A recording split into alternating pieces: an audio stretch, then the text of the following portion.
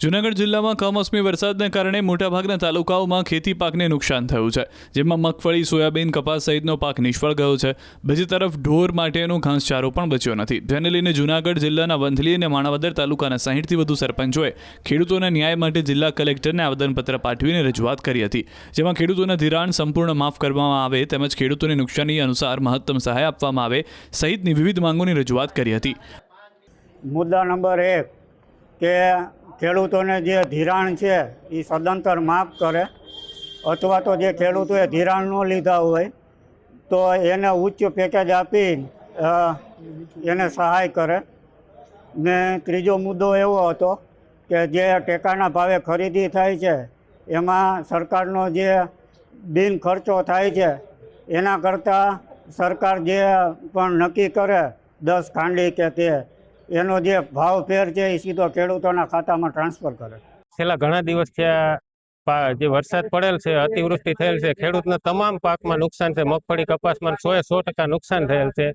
તેની વાચા આપવા માટે અને એની લાગણીને ધ્યાનમાં રાખી અને અમે વંથલી અને માણાવદર તાલુકાના તમામ સરપંચો ભેગા થઈ અને કલેક્ટરશ્રીને આવેદન આપેલ છે કે એવી રજૂઆત કરેલ છે કે ખેડૂતોના સંપૂર્ણ દેવા માફ કરો અથવા રાહત પેકેજ એવું આપો કે જે ખેડૂત દેવાદાર ના બને કે આપઘાત કરવા મજબૂર ના થાય અને ખેડૂતોને ન્યાય મળી રહે. આવી અમારી માંગણી સાથે અમે આજે આવેદનપત્ર આપેલ છે.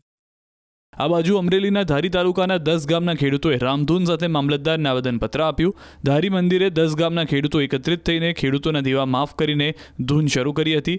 તબલા, મંજીરા અને ખેડૂતોના દેવા માફ કરોની ધૂન સાથે મામલતદાર કચેરીએ પહોંચ્યા. મામલતદાર કચેરીએ મગફળીના પાથરાઓને ફેંકીને સૂત્રોચ્ચાર કર્યા. તો આ રીતે ગળામાં વિવિધ માગ સાથેના પોસ્ટર લટકાવીને ખેડૂતોએ જસદણ યાર્ડને પણ ગજવ્યું હતું. માર્કેટ યાર્ડમાં કપાસ, સોયાબીન, મગફળીની હરાજી સમયે કોંગ્રેસ અને ખેડૂતો મોટી સંખ્યામાં પહોંચી ગયા હતા. ગળામાં દેવા માફીની માંગ સાથેના વિવિધ લખાણ સાથે પહોંચી સૂત્રોચ્ચાર કર્યા. સાથે જ મગફળી, કપાસ અને સોયાબીન સહિતના પાકોને પૂરતા ભાવ ન મળતા હરાજી બંધ કરાવી ટેકાના ભાવે મગફળીની ખરીદી ચાલુ કરવા માંગ કરી. જસદણ માર્કેટિંગ યાર્ડની અંદર મગફળી, કપાસ, સોયાબીન અને જીરાની હરાજી છે એક દિવસ માટે ખેડૂતના હિતોને ધ્યાન લઈને એક દિવસ માટે બંધ કરવામાં આવી છે. બંધ એટલા માટે કરવામાં આવી છે કે સરકાર દ્વારા ટેકાના ભાવની આવતા અઠવાડિયાની અંદર શરૂઆત કરવામાં આવે. જો ટેકાના ભાવથી કપાસ, મગફળી અને સોયાબીનની ખરીદી કરવામાં આવશે તો ઓપન માર્કેટની અંદર 200 થી 300 રૂપિયાનો છે સુધારો આવશે કે તેજી આવશે.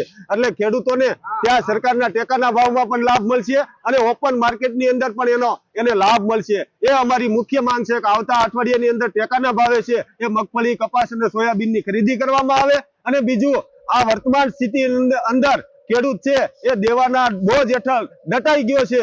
તો આવતા દિવસોની અંદર ગુજરાતના ખેડૂતોનું તમામ દેણું છે એ આ સરકાર દ્વારા માફ કરવામાં આવે. એ અમારી મુખ્ય માંગ છે.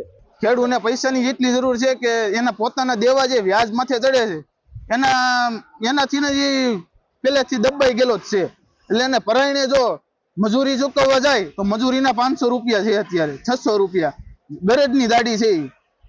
તો ખેડૂતને તો મરો જ છે બધી રીતે. અને જો અહીંયા લઈને આવે તો પૂરતા ભાવ ન મળે, મન ફાવે એવા ભાવે માગી લે. જેવી જેની ક્ષમતા હોય એને જે માલ જોતો હોય એવો પોતે તો ખરીદી લે છે, પણ સરકારને કાંઈ મળતું નથી. અને સરકાર જો પોતે બહાર જો પર્યટન કરવા જાય તો કરોડો રૂપિયાનો ધોવાડો કરી નાખે. તો એને અહીંયા ખેડૂતને પૈસા દેવામાં શું વાંધો છે?